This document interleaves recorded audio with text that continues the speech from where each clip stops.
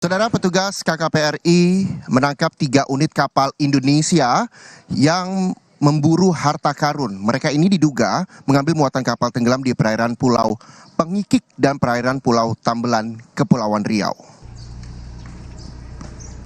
Petugas kapal patroli Hiu 11 PSDKP menangkap 3 kapal ikan Indonesia di perairan Pulau Pengikik dan Pulau Tambelan, Kepulauan Riau.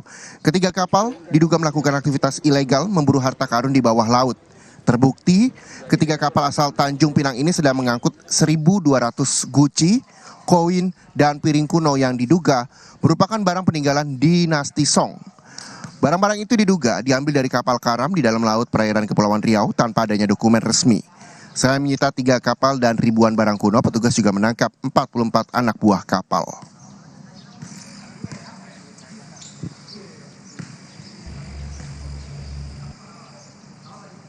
KM Rupat Indah, kemudian KM Pantai Indah, dan juga KM Calengkong Cantang. Ya, jadi masing-masing kapal ada 732 keping, ada 105 keping, dan juga 381 keping. Total ada 1.218 keping atau buah yang terdiri dari guci besar, guci sedang, piring, mangkok, guci kecil, dan koin kuno.